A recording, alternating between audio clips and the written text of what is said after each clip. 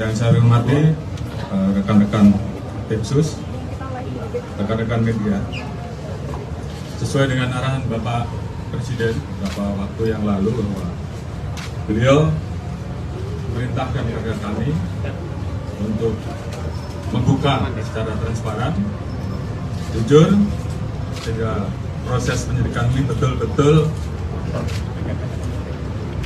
bisa dipahami dan masyarakat tentunya menginginkan bahwa proses penyidikan yang kita lakukan juga betul-betul transparan. Beberapa waktu yang lalu kita sudah melaksanakan penonaktifan, kemudian juga kita membuka ruang untuk melaksanakan otopsi ulang, dan kemarin telah dilaksanakan penetapan tersangka. Dan saya kira nanti secara khusus Pak Kabar Eskrim akan menjelaskan. Namun malam ini saya akan menjelaskan beberapa informasi yang kita dapat dari pemeriksaan tim Irsus. Karena ini juga menjadi penting bagi masyarakat yang beberapa waktu lalu mungkin menanyakan masalah terkait dengan CCTV rusak, yang tentunya ini juga menjadi hal-hal yang harus kita jelaskan. Jadi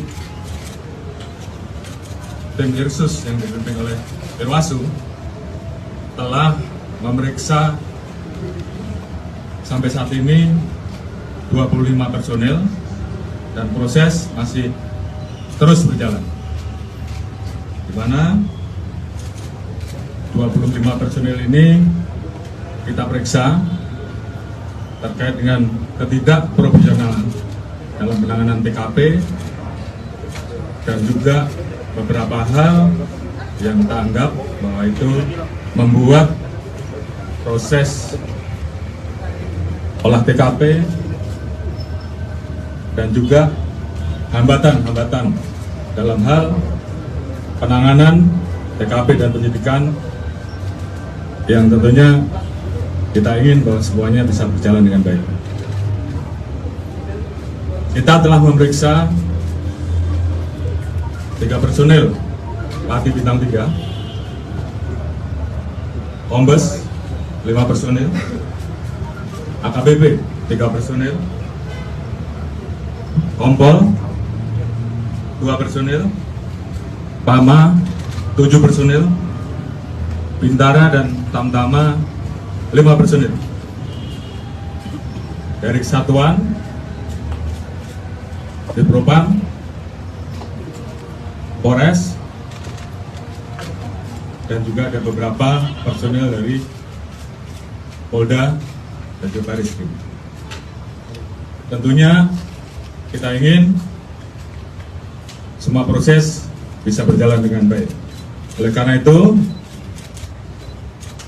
terhadap 25 personil yang saat ini telah dilakukan pemeriksaan, kita akan menjalankan proses pemeriksaan terkait dengan pelanggaran kode etik. Dan tentunya apabila ditemukan adanya proses pidana, kita juga akan memproses pidana yang dimaksud. Dan malam hari ini saya akan keluarkan PR khusus untuk memutasi, dan tentunya harapan saya proses penanganan tindak pidana terkait dengan meninggalnya Brigadir Joshua ke depan akan berjalan dengan baik, dan saya yakin tim sus akan bekerja keras dan kemudian menjelaskan kepada masyarakat dan membuat terang tentang peristiwa yang terjadi. Mungkin Pak Kabar Eskrim bisa menjelaskan terkait dengan proses penanganan yang saat ini dilakukan. Silakan. Terima kasih Bapak Kapolri, yang tahu Pak Kapolri, Bapak Kapolri dan para pejabat yang hadir pada kesempatan ini pada sore hari ini.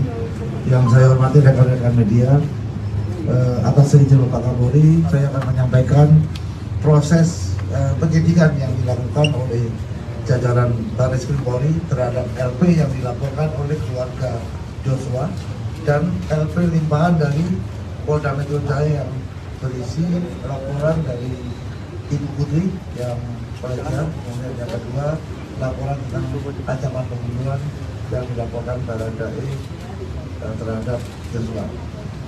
Seperti yang rekan-rekan ketahui bahwa hasil penyidikan yang dilakukan jajaran Barreskrim sudah memeriksa sampai dengan hari ini 43 saksi. 1 orang sudah ditetapkan sebagai tersangka. Rekan-rekan sudah mengetahui bahwa sangkaan pasal yang diterapkan adalah 338, Yunto 55, Yunto 56. Artinya bahwa kenapa tidak diterapkan 340? Karena ini masih dalam proses pendalaman dari temuan-temuan selama pemeriksaan oleh tim khusus yang dilakukan, sehingga tadi sudah disampaikan oleh Bapak Kapolri bahwa 25 personel dari Propam, kemudian dari Barreskrim, ada yang dari Polres dan Polda Metro Jaya sudah menjalani proses pemeriksaan oleh tim khusus dan sebagian akan ditempatkan di tempat khusus, dan nantinya apabila ada proses ditemukan pelanggaran pidana daripada perbuatan-perbuatan yang dilakukan, baik itu menghalangi proses penyidikan, menghilangkan barang bukti, menyembunyikan barang bukti, sehingga menghambat proses penyidikan, nantinya akan setelah menjalani proses pemeriksaan kode etik, rekomendasi daripada Bapak Irwasum nanti akan kita jadikan dasar apakah perlu kita lakukan peningkatan status mereka menjadi bagian daripada para pelaku yang tadi ada pasal 55, 56 adalah ada yang melakukan, turut serta melakukan, menyuruh melakukan perbuatan pidana, atau kata kuasanya dia memberikan perintah untuk terjadi sesuatu kejahatan, termasuk memberi kesempatan dan memberi bantuan sehingga kejahatan itu bisa terjadi. Ini akan menjadi landasan kita di dalam melakukan proses penyidikan yang kita lakukan, termasuk kami dari tim sus, karena di samping sebagai kabar reskrim dan juga masuk bagian dari tim sus, juga mendapatkan surat dari penyidik untuk melakukan evaluasi terhadap penanganan laporan polisi limpahan dari Polres ke Polda Metro yang nantinya akan dilakukan evaluasi oleh tim sus secara bersama-sama untuk mengkaji apakah tahapan-tahapan proses yang mereka lakukan sudah sesuai dengan ketentuan atau tidak. Hal ini adalah untuk melaksanakan perintah Bapak Kapolri untuk membuat terang, mengkaji seterang-terangnya, sehingga siapapun yang turut serta atau menyuruh melakukan itu akan terbuka. Tentunya memang kendala daripada upaya pembuktian adalah adanya barang bukti yang rusak atau dihilangkan dengan membuat waktu, dengan waktu kita untuk melakukan penuntasan pasal. Tentu saja itu Pak Kapolri. Jadi saya kira itu yang jelas bahwa penanganan penyidikan sudah mulai, penetapan tersangka juga sudah dilakukan oleh tim sus, dan itu tidak berhenti sampai di situ, dan terus akan dikembangkan sehingga semuanya kemudian menjadi jelas terkait dengan siapapun yang terlibat di dalam proses tindak pidana tersebut, tentunya kita akan tidak tegas. Mungkin itu yang bisa saya sampaikan. Terima kasih. Assalamualaikum warahmatullahi wabarakatuh. Mau menanya Pak? Pak tanya Pak. Pak. Ya, silakan. Pas. Satu pertanyaannya, berarti Bapak membenarkan ada kerusakan, kedua penggunaan barang bukti. Ini sudah 3 Pati Polri bintang 1. Mohon maaf, 3 Pati Polri bintang 1. 3 Pati Polri bintang 1, dan saat ini sedang berproses. Kemungkinan juga akan berkembang ke nama-nama lain atau ke pangkat-pangkat lain. Tapi yang jelas rekan-rekan tahu ada CCTV rusak yang diambil pada saat di Satpam, dan itu juga sudah kita dalami.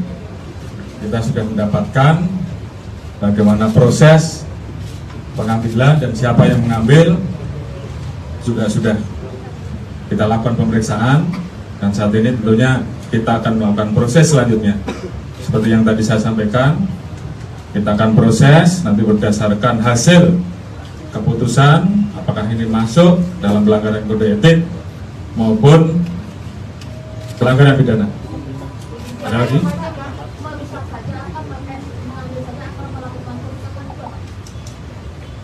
Nanti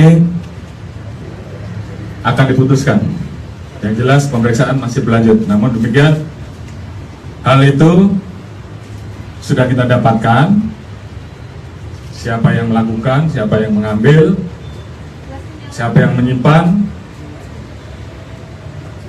dan semuanya nanti akan kita buka pada saat prosesnya tuntas.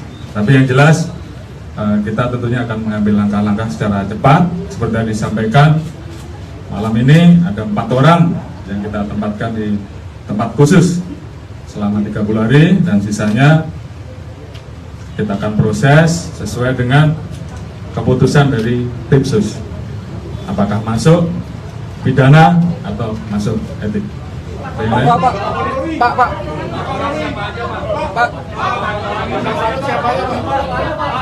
Pak, soal pasal 55 Pak. Pak, pihak yang menyuruh siapa Pak? Pak, pasal 55 Pak.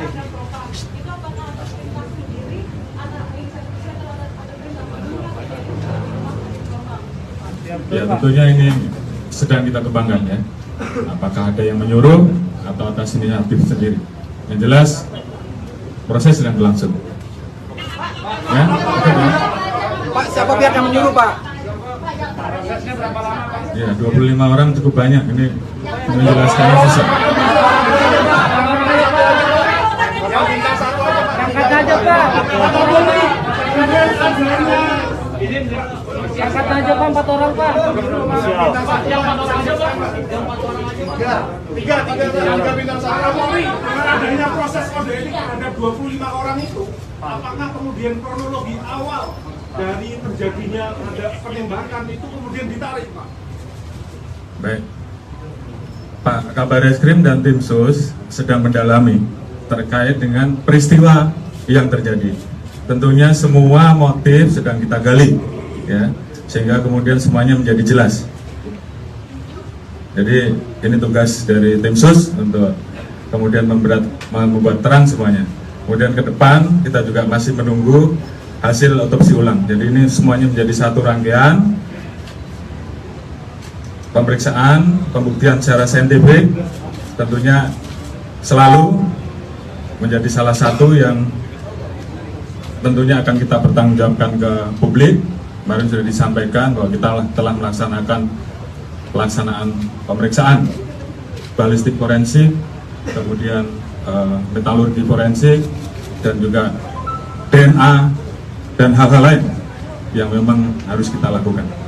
Mungkin itu, terima kasih untuk sisanya atau penjelasan-penjelasan dan pertanyaan dari rekan-rekan bisa dijawab oleh Pak Kadif Humas. Demikian, terima kasih. Wassalamualaikum warahmatullahi wabarakatuh.